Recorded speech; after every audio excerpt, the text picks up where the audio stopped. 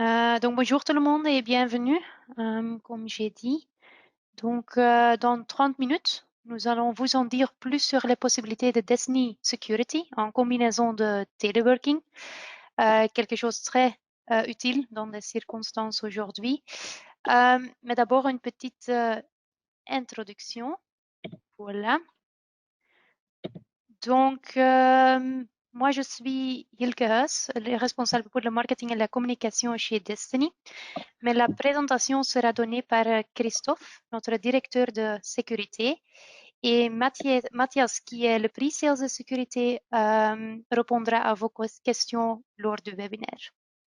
Donc peut-être avant de commencer le webinaire, quelques éléments pratiques. Premièrement, assurez-vous que vous disposez d'une bonne connexion d'Internet et d'une bonne connexion d'audio. C'est pratique, mais important. Et une deuxième chose, tout le monde est en mute, donc parce que nous sommes avec plusieurs personnes et c'est plus pratique.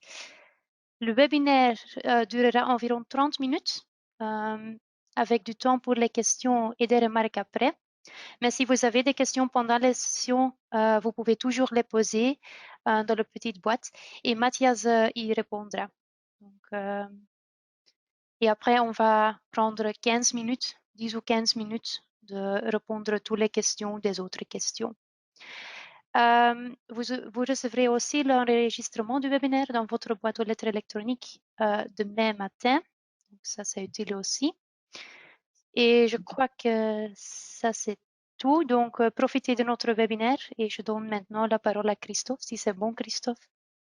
Merci beaucoup, Ilka. Bonjour tout le monde. Je vais essayer de clôturer avant les 30 minutes, qui ne me réussit pas toujours. J'ai quand même essayé, comme ça on a plus d'interactivité pour les questions que vous avez, qui j'espère seront nombreuses. Moi, un petit peu quand même, il y aura ici et là quelques mots en français et en anglais. Faut m'excuser parce que je n'ai pas le terme exact toujours en français, mais je ferai de mon mieux. Peut-être pour un petit peu positionner, on va parler aujourd'hui de la sécurité. C'est un thème qui est assez large. C'est pas un cours sur la sécurité, c'est pas un syllabus technique. On va spécifiquement aujourd'hui se concentrer sur l'effet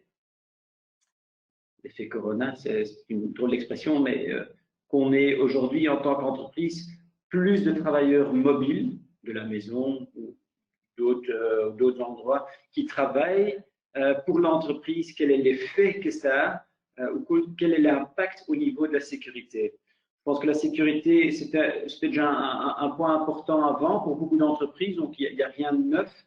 Vous voyez sur ce slide que il y a plein de termes qui expliquent les différentes raisons pourquoi ce thème est important, phishing, hacking, DDoS, etc.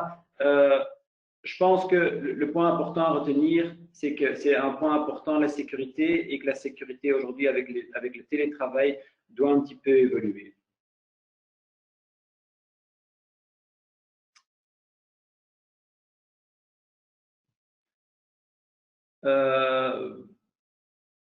Pour moi, le risque n'est pas sous-estimé. Je le vois tous les jours, mais je vois effectivement encore toujours des sociétés qui sous-estiment les risques ou l'impact d'une attaque. Je peux vous garantir que la question n'est pas si vous allez être attaqué, la question c'est quand est-ce que vous allez être attaqué. Mais tout type d'entreprise, que ce soit maintenant une PME de 5 personnes ou une multinationale avec 100 000 personnes, toutes les entreprises aujourd'hui sont sujettes à des attaques. La grande différence, c'est que la multinationale, généralement, l'attaque est publiée dans les journaux et la petite entreprise, la PME de 5 personnes ne l'est pas. Je ne sais pas s'il y a un avantage à être publié dans les journaux, mais croyez-moi, il y a autant d'attaques aujourd'hui dans les moyennes entreprises que les multinationales. La raison est très simple, c'est que la valeur aujourd'hui des données que vous avez dans l'entreprise ou la dépendance que vous avez par rapport aux outils technologiques force les entreprises à payer s'il y a une attaque. Je lis dans les journaux plein de beaux mots que les entreprises n'ont pas payé le ransomware, etc. Croyez-moi, la plupart des entreprises, si elles veulent redémarrer dans un temps qui est plus ou moins restreint, payent en Bitcoin, etc., le ransomware par rapport à l'attaque. Donc, et même parce qu'ils n'ont pas de job. Donc, secteur numéro 1 du début d'une attaque, tout type d'attaque que ce soit, c'est l'email. L'email, c'est le point le plus fragile. C'est très simple. C'est l'outil que tous vos utilisateurs utilisent à longueur de journée. On a en moyenne 50 emails. Donc, vous multipliez 50 fois le nombre d'employés que vous avez. Et ça, c'est le facteur sur lequel je dois juste avoir un mail qui passe au travers des filtres que vous avez. Par rapport à ça, on utilise quasi tous aujourd'hui les mêmes technologies. Qu'on soit une petite entreprise ou une large entreprise, on a du Microsoft, on a Apple, on a Google, on utilise Box ou Dropbox, Salesforce. Donc, on utilise tous les mêmes outils qui les rend assez vulnérables, évidemment, par rapport à des attaques. Yes.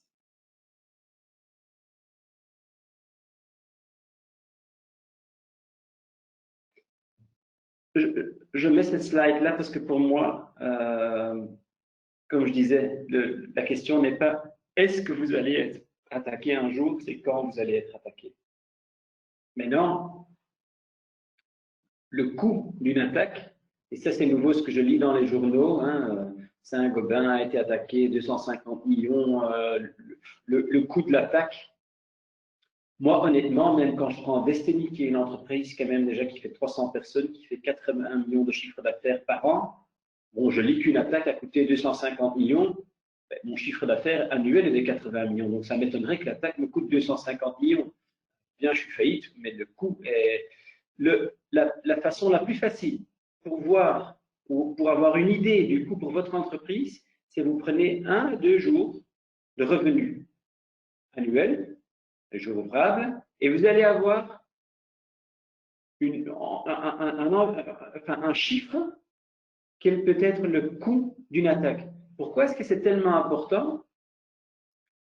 C'est bien de dire que oui, un jour vous allez être attaqué, etc. Mais il faut pouvoir quantifier le risque. Et quantifier le risque, il faut mettre un chiffre dessus. Et quand on a ce chiffre-là, il faut surtout voir que le budget qu'on a investi dans la sécurité n'est pas plus élevé que le risque. Croyez-moi, je vois ça à longueur de journée, hein, des coûts disproportionnels qui sont investis en sécurité par rapport à un risque qui est relatif. Donc, il faut toujours bien regarder que le budget investi en sécurité soit inférieur au risque, sinon, ben, on ne peut pas en prendre de risque. C'est une des raisons pour laquelle chez Destiny, on a segmenté le marché avec des entreprises, des solutions qui sont dirigées vers les entreprises qui ont entre 1 et 50 utilisateurs, entre 50 et 250, et plus de 250 utilisateurs. On a les mêmes besoins, mais la complexité est quand même inférieure dans une entreprise qui a 5 utilisateurs par rapport aux grandes entreprises. Donc, il faut adapter les outils de sécurité par rapport à ses besoins. Je ne dis pas qu'elle doit être inférieure, la sécurité pour une entreprise de 5, mais on peut la simplifier, et donc les coûts peuvent être réduits aussi.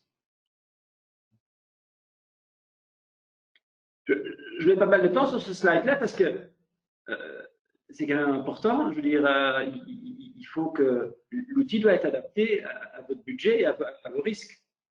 Bon, aujourd'hui, ce qu'on voit, c'est on voit des réseaux qui sont bien sécurisés, qui sont sécurisés. Non, il faut bien s'imaginer qu'aujourd'hui, les travailleurs sont un petit peu partout. Sécuriser votre réseau, c'est bien. Les points sur lesquels nous, on a de temps en temps des questions, c'est le réseau est sécurisé par rapport à des attaques qui viennent vers le réseau. Est-ce que les réseaux sont bien sécurisés par rapport à quelqu'un qui viendrait chercher des données dans le réseau?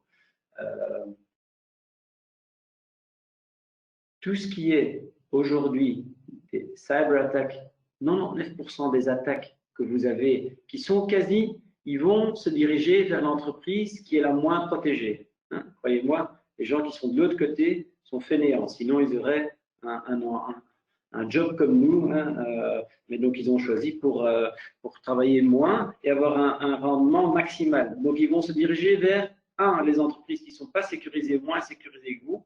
2, qu'est-ce qu'ils vont faire? Ils vont bien voler des données. Et voler des données, ce n'est pas pour les utiliser eux-mêmes parce qu'ils n'ont pas de job. Non, ce qu'ils vont faire quand ils veulent des données, ils vont vous envoyer un mail et dire on va les publier, les données. Et généralement, ils ne les publient pas en une fois. On a mis à faire tourner, et si on bloque toutes les données en une fois, mais bon, le mal est fait. C'est peut-être un comparatif macabre, mais si je fais un kidnapping et je tue la victime, l'argent que je vais recevoir va être beaucoup moins. Ce qu'ils font, ils coupent un doigt. Ils vont vous prendre quelques données, ils vont les publier sur Internet. Et croyez-moi, la plupart des entreprises payent aujourd'hui. S'ils voient leurs propres données qui sont publiées sur Internet, ils vont payer pour récupérer leurs données. La deuxième type d'attaque, c'est ils vont encrypter vos données. Donc, ils ne vont pas les publier, ils ne vont pas les voler, mais ils vont encrypter les données qui sont sur votre réseau et vous ne pouvez plus travailler. Puisque dans une entreprise, tout est connecté. On verra un exemple plus loin, mais ça, c'est évidemment une des raisons pour laquelle les entreprises payent aussi. Donc, protéger les données, c'est hyper important. Protéger vos employés ou éduquer vos employés, c'est un point sur lequel je ne peux pas insister plus. Je comprends que le département IT, c'est leur métier d'être dans cette bulle technologique. La plupart des utilisateurs ne sont pas dans cette bulle technologique. Ce n'est pas qu'ils sont moins intelligents, c'est qu'ils ne sont pas éduqués. Donc, il faut éduquer les utilisateurs. Éduquer l'utilisateur, ça peut être très simple. Nous, on fait des campagnes de phishing mail nous-mêmes, enfin pas valides, mais je veux dire qui n'ont pas de payload, où on va envoyer un phishing. Si quelqu'un clique dessus, on va lui dire attention, vous n'auriez pas dû cliquer parce que tel et tel email, vous auriez su que ça ne venait pas de votre collègue. Donc, éduquer les employés, très important. Ça a un effet très bénéfique, c'est que l'utilisateur comprend la complexité de la matière du département IT, pourquoi le département IT dit souvent non par rapport à certains outils. Et pour le département IT, croyez-moi, une fois que vous avez éduqué vos utilisateurs, vous avez ce que j'appelle un human firewall, des gens qui vont voir dans leur email et vont dire tiens, j'attends pas un paquet de la poste, donc je ne vais pas cliquer sur le lien qui vient de Bipost. Ça a un effet bénéfique et ça aide à comprendre les deux départements. C'est la comparaison aujourd'hui qu'on a avec le corona. Hein. Si nous, aujourd'hui, on va écouter uniquement les virologues, ils nous bloquent le pays pendant 6 mois. Hyper safe.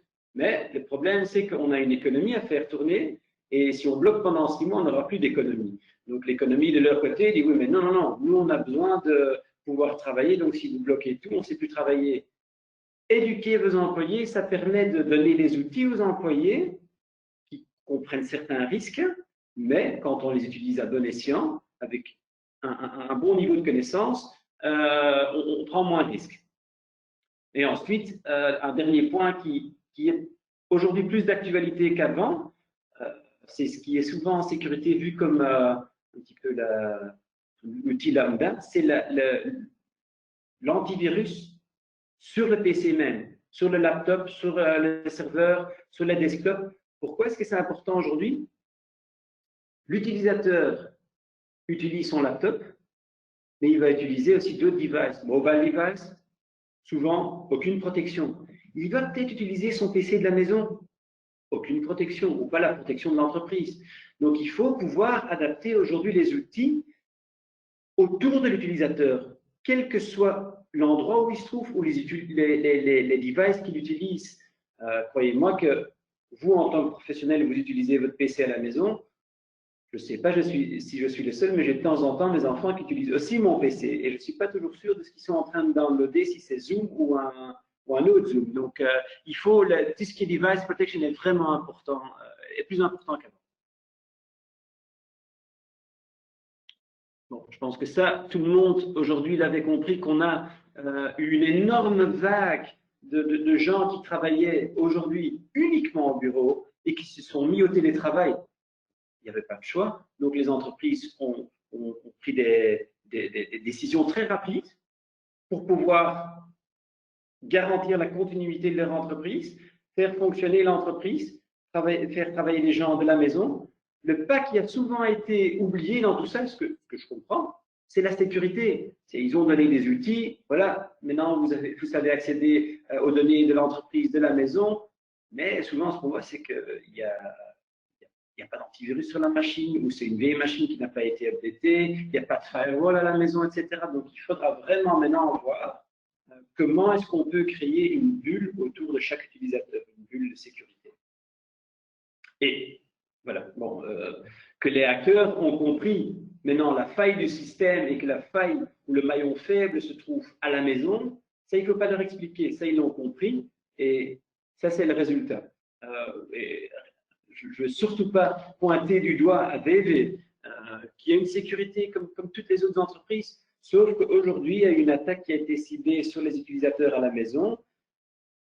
Ces utilisateurs ont accès à des données. Par rapport à ces données, ils ont infiltré le réseau. En infiltrant le réseau, ils ont sous-bloqué toutes les caisses. Une fois que les caisses sont hors service, ben, je pense que pour AV, le revenu tombe à zéro. Donc ça, c'est la dépendance qu'on a tous par rapport à des outils. On n'a peut-être pas tous des caisses dans nos magasins, on n'a pas tous des magasins, mais la dépendance de l'IT est devenue énorme dans ces temps aujourd'hui. Oui, pour moi, point de vue sécurité, c'est le monde idéal. Tout le monde se trouve dans la même bulle. On a un firewall pour avoir le revenu et le travail se passe dans cette bulle. On n'a pas tous des magasins, mais la dépendance. C'est aujourd'hui un environnement très sécure, mais qui fonctionnait déjà plus trop avant, parce qu'on avait quand même déjà du télétravail dans pas mal d'entreprises. Mais aujourd'hui, avec la vague de télétravail qu'on a, et qui, je pense, n'est pas temporaire, mais c'est un outil qui va rester pour les années à venir, parce que ça apporte une certaine efficience de l'entreprise, une efficacité, pardon. Mais ce monde-là n'existe plus. Le monde dans lequel on se trouve aujourd'hui, c'est un monde où on a toujours cette bulle autour du réseau, mais la plupart des utilisateurs ne se trouvent pas dans la bulle, ils se trouvent en dehors de la bulle. Donc, comment est-ce qu'on va apporter la sécurité qu'on avait sur notre réseau? Comment est-ce qu'on va la téléporter chez les utilisateurs? S'il faut recréer toute la sécurité du réseau chez tous nos collaborateurs à la maison, là, on va avoir un coût qui n'est effectivement pas en équilibre avec les risques. Donc, il faut trouver des outils qui vont suivre l'utilisateur, qu'il soit maintenant à la maison ou dans un autre endroit.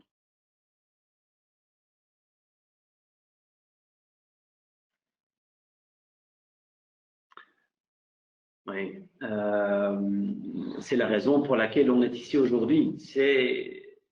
Il y a des nouveaux outils qui ont été pris en action, que les gens utilisent, hein, tout ce qui est Teams Meetings, le meeting qu'on a ici. Avant, on aurait probablement été ensemble dans une salle et on aurait eu un petit peu plus d'interaction. J'aurais pu vous voir, ça c'est le seul inconvénient. Mais l'avantage aujourd'hui, qu'on n'a pas perdu de temps dans les embouteillages. Mais les outils qu'on a maintenant aujourd'hui offrent des possibilités, mais des risques au niveau de sécurité. Donc, le Corona a accéléré un processus qui était déjà mis en route depuis bien longtemps.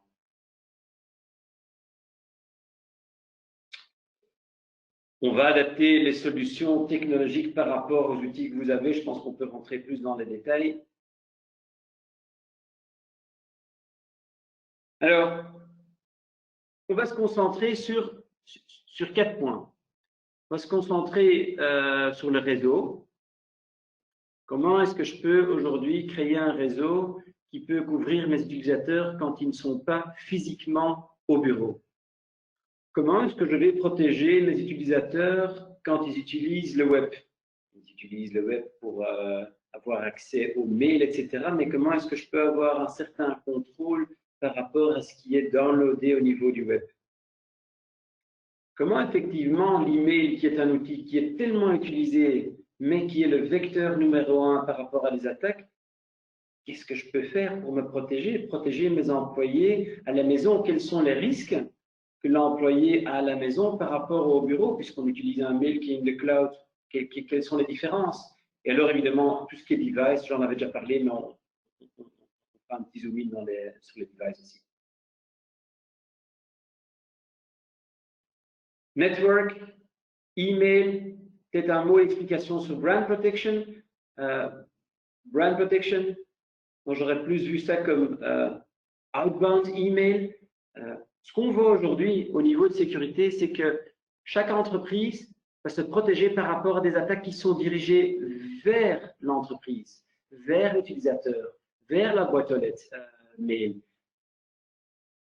Et certains sont très bien protégés, qui ont même fait des multi-layers par rapport à ça. Ce qu'on voit aujourd'hui, c'est que l'outbound email, quelqu'un qui utilise votre domaine, même votre adresse mail, puisqu'on peut, par rapport à ça, avant le je rajoute ce que je veux, et qui envoie des mails en votre nom vers vos clients, vers vos fournisseurs ou vers une tierce personne, très peu d'entreprises sont protégées par rapport à ça. Brand protection chez Destiny, c'est on va protéger le misbruik, que quelqu'un ait utilisé votre domaine pour envoyer des faux mails vers vos clients. On a des exemples, ce sera plus clair. Bon, Network Security, comme je vous l'avais montré, avant, je dirais, c'était plus ou moins facile. On avait une bulle, on protégeait la bulle avec un firewall, tout le monde qui était derrière le firewall était protégé. Très bien, mais aujourd'hui, on a plein d'utilisateurs qui ne sont pas dans la bulle. Donc, ce qu'on fait, c'est non vers vos clients. Firewall, c'est un grand nom pour justement dire que le firewall que vous avez en place pour votre entreprise protège votre réseau et vos utilisateurs qui sont en dehors du réseau. Un VPN, terme technique, mais au fond, ils vont se connecter derrière votre firewall et ils vont bénéficier à la maison de la protection des règles que vous avez au niveau firewall. Ce qui est important pour moi dans un firewall et la sécurité en général, c'est que acheter un firewall, c'est une chose. L'implémenter, dans la plupart des cas, ça va. Et généralement, le projet s'arrête là. Les gens se donnent rendez-vous dans 3 ans pour regarder si le firewall est toujours adéquat par rapport aux besoins de l'entreprise. Ça, c'est dangereux. La sécurité, ce n'est pas un projet, c'est un process que vous mettez en place. Donc, ce que nous, on fait chez Destiny, ce n'est pas vous vendre un firewall. On vous vend un service de protection qui, évidemment, a besoin d'un firewall. On utilise par exemple du Palo Alto, donc ce n'est pas tellement la marque qui est importante pour moi aujourd'hui, c'est d'avoir un firewall qui est adapté à vos besoins, qui est implémenté selon vos besoins et qui a un suivi de techniciens par rapport aux alertes que ce firewall. Un firewall, c'est une alarme. Le problème que vous avez avec des alarmes, c'est qu'il y a pas mal de fausses alarmes. Et à un moment donné, les gens se disent, on va regarder les alertes du firewall, c'est très bien, on va les mettre dans une petite boîte aux lettres. Mais bon, si vous installez des outils de protection et personne ne regarde le signal qui vous donne qu'il y a peut-être quelqu'un qui essaye de rentrer, on peut se poser la question s'il fallait mettre un firewall tout au début. Déjà, donc, le service que nous on a, c'est pas de vous vendre un firewall, c'est de l'implémenter, c'est de le supporter, c'est de l'adapter et c'est de faire du monitoring par rapport aux attaques et aux besoins que vous avez.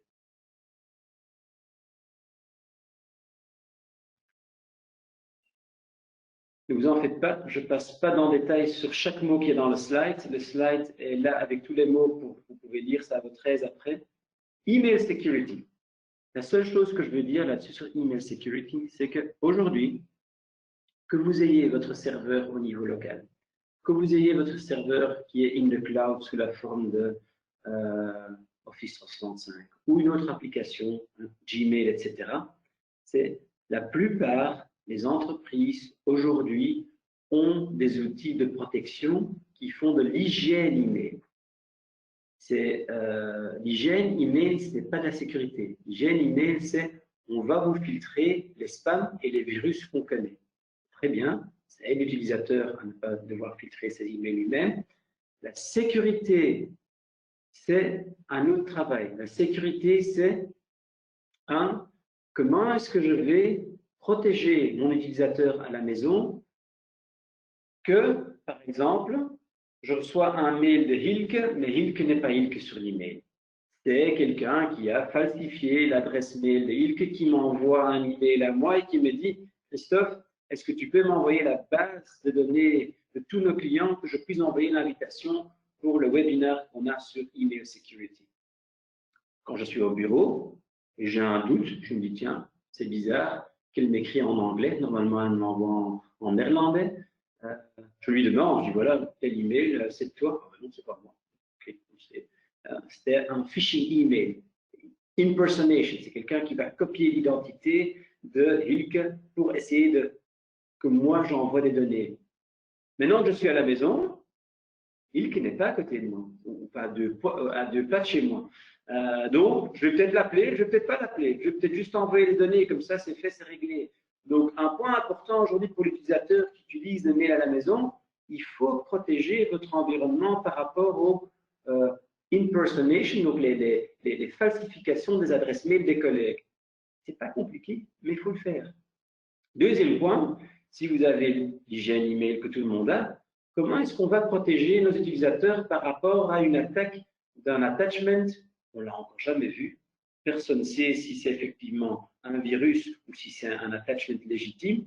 Par rapport à ça, et c'est le seul point encore que je vais vous montrer par rapport à l'email, c'est comment est-ce que je peux donner accès à l'utilisateur aux données sans que les données soient présentes sur le PC. Slide est là avec tous les mots pour comment est-ce que je peux faire continuer, que quelqu'un puisse faire son travail, mais comment est-ce que je peux le sécuriser? L'outil qu'on a en place ici, je peux montrer un exemple dans le prochain slide. L'email m'arrive toujours, donc je reçois un email, voilà, Christophe, vous avez reçu un email de box.com, etc., billing@box.com. Bon, billing@box.com. Vous voyez qu'il y a un petit cercle autour.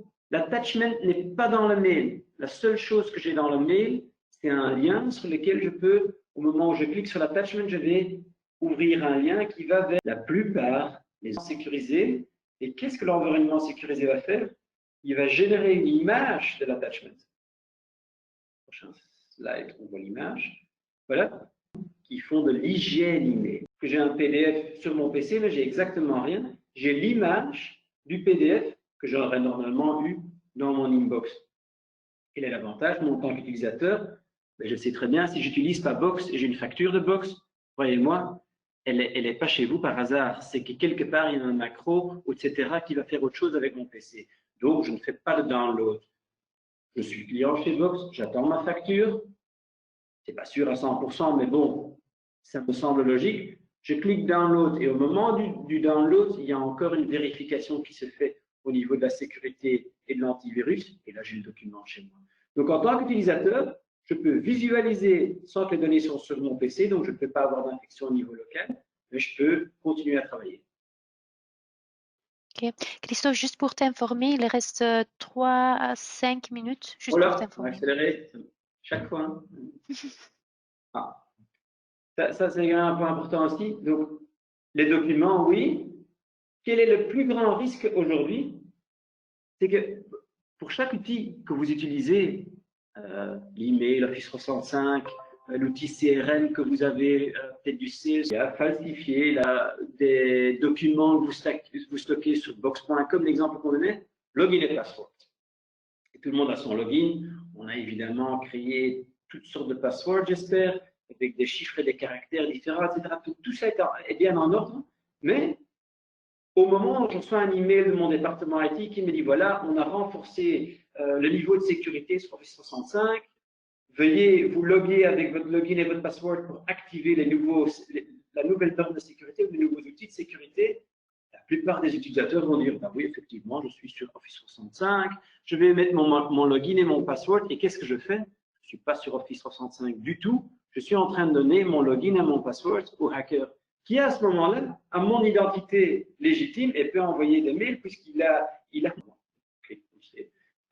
Email Threat Isolation va faire un scan de ce site pour effectivement voir si c'est le site officiel et légitime d'Office 365 ou pas. Donc, ça, c'est un des points, oui, je pense, les plus importants à sécuriser. Ok, on va avancer. Moi, j'envoie des données. Je vous l'avais expliqué. Aujourd'hui, toutes les entreprises ont du firewall. Généralement, ils ont même certains points qui sont multi-layers. Un point qui est, dans la plupart des cas, pas sécurisé, c'est qu'il faut protéger votre domaine qu'un tierce hacker, personne ne puisse pas envoyer des mails au départ de votre domaine. C'est très facile à faire, mais il faut le faire là aussi. Donc là aussi, on a mis un service en place qui va protéger votre domaine, que uniquement vous, vos collaborateurs et les outils que vous utilisez puissiez envoyer des mails au départ de ces outils-là. Chaque autre outil qui va utiliser votre domaine pour envoyer un mail va être bloqué. Ça ne rentrera même jamais dans la boîte aux lettres de la personne qui aurait dû recevoir le mail. Point très important, puisque une application que les hackers ont qui est évidemment très intéressante, c'est que je prends votre domaine, katounasi.com, j'ai été sur votre site, j'ai vu quels étaient vos beaux clients, vous avez mis les case references et tout, et j'envoie les factures à vos clients. Et certains clients vont dire, tiens, c'est bizarre, le numéro de compte a changé, je vais les appeler pour voir si c'est juste. Mais d'autres ne vont pas appeler, ils vont payer, et une fois qu'ils ont payé, ben, ils ne vont pas payer deux fois, donc ça crée une discussion qui est un petit peu embêtante. Donc, yes, device protection, c'est quelque chose qui est aujourd'hui utilisé dans toutes les entreprises. Le seul problème que je vois aujourd'hui, c'est que nouveau, ils ont protégé la device de l'entreprise. Par contre, si moi, en tant qu'utilisateur, j'ai apporté ou ma propre mobile device, ou j'ai une device de l'entreprise, ou j'ai mon PC à la maison où je vais lire mon mail, ces devices-là ne sont pas protégés. Nous, on ne parle plus de device protection, mais de user protection. User protection qui peut utiliser une, deux, trois devices, que ce soit maintenant le PC du bureau, que ce soit votre mobile device ou un PC à la maison, ils tombent tous sur le même user, donc on peut l'installer sur différentes devices. Roll the tape. Et pour un petit peu récapituler tout ça, mais je pense qu'on l'a dit, oui, multi-layer protection, on le fait. Je pense que c'est surtout important. L'email m'arrive toujours. C'est un point qui, par rapport au télétravail, je pense, ne sont pas protégés ou très peu protégés. Je pense qu'aujourd'hui, il faut se concentrer sur ces points-là. Un deuxième point, c'est que tout ce qui est sécurité, ce n'est pas un projet. Il faut toujours adapter la sécurité par rapport aux risques et aux besoins. S'il y a beaucoup de fake websites qui va vers notre environnement et tous ces fake websites autour du coronavirus, c'est un processus qui est en place, flexible. Je pense que le monde où on va, moi je ne peux pas faire de prédictions, mais bon, je lis les journaux, il y en a certains qui disent Corona est passé, on va continuer le business comme on l'avait terminé, enfin, on l'avait laissé en mars. Il y en a d'autres qui disent un quart des gens vont perdre leur travail. Combien d'utilisateurs est-ce que j'ai besoin pour ma sécurité? Il faut aujourd'hui, je pense, prendre de la sécurité que vous prenez par utilisateur, par mois. Si vous en avez un de plus, vous prenez un de plus. Si vous en avez un de moins, les coûts diminuent. Il faut que ce soit flexible. Oui, chez Destiny, on a segmenté ça et donc on va faire l'implémentation, on va faire le suivi, on va faire le support. Tout ça est fait in-house. Je pense que c'est très important. On ne développe pas des outils de sécurité, mais ceux qu'on implémente, on les connaît, on fait le suivi et on fait le support pour nos clients. Ça, c'est en grande ligne. Je pense qu'on y est. La partie la plus intéressante, the question. Oui, donc je propose qu'on va prendre 5 minutes pour répondre aux questions s'il y en a. Donc, Mathias, est-ce qu'il y a des questions spécifiques pour vous, pour Christophe? Hello, everyone. My name is Matthias. I will be doing the Q&A in English. I hope that's okay. Yeah, I'm responsible for all the technical side of the security portfolio. So yeah, if you have any questions, feel free. I do see one question has come in already. Our company uses mostly cloud technologies for all our IT needs. We do not use a firewall. Do we need a firewall? I think the answer there depends. Does your organization have lots of assets on an internal network that people need to connect to?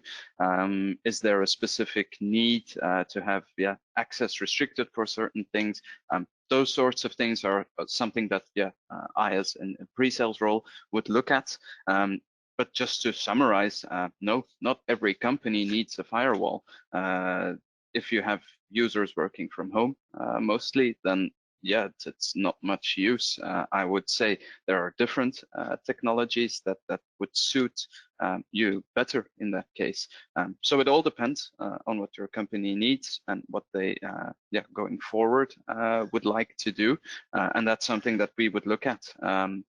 We basically want to add value where we can. We're not going to say, yes, you need a firewall if you're only going to be using 5% of its features, and if another technology can help you better. So yeah, it's not 100% needed, but it depends on your organization, and that's something that we at Destiny will look at, yeah, in an aspect of where we can provide the best security and, of course, at the best price. Ok, merci Mathias pour répondre. Qui va utiliser votre domaine pour en...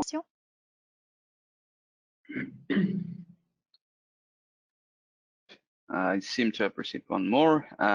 We are using Office 365 in terms of working at home or at the office, but do we need more security, or what's the difference? I think if you're using Office 365 for the majority of users, usually that means that a lot of users are going to be roaming and not always, especially in these times, not always connecting to the internal network. So in cases like this, we could look at perhaps a firewall, a next gen one, or we would be looking at web security. So is all the traffic Office 365 traffic, is there security on that? Because of course, usually you will not know what people are downloading from, for example, SharePoint, what people are sharing in Teams, what people are sending, for example, to their Gmail addresses. So there are security measures that can be layered on top of Office 365 to fill in the gaps. There's not much use in saying that this product and this product is better than Office 365. For us, it's more a question of what security can we offer to complement Office 365 and to give you more security on the aspects that Office 365 cannot do. Peut-être par rapport à cette question-là, et maintenant le détail sur Office 365, je pense qu'en premier lieu, et c'est ce qu'on voit souvent aussi, c'est déjà d'activer tous les outils que vous avez dans la solution existante. Donc, un des travaux, et ça semble un petit peu bizarre, mais la première chose que nous on fait, c'est d'essayer de maximaliser ce que vous avez déjà. Et dans la plupart des cas, il y a pas mal d'outils aujourd'hui qui sont disponibles dans la solution que vous avez, mais qui ne sont pas activés. Un exemple très concret maintenant sur cette question-là, Office 365, pour activer de la maison, donc ou bien vous êtes derrière votre firewall, il fait la synchronisation sur l'Active Directory, mais quand vous êtes à la maison, login et password, c'est d'avoir two-factor authentication. Donc au moment où je vais me loguer, je vois mon password, je reçois une notification sur mon portable qui me dit quelqu'un est en train de se loguer avec votre login et votre password. Si c'est moi, je dis yes. Si c'est pas moi, je suis au courant. Office 365 a ça en place, mais il faut l'activer. Donc il y a pas mal d'outils déjà qui permettent de sécuriser ce que vous avez, qui ne sont pas utilisés.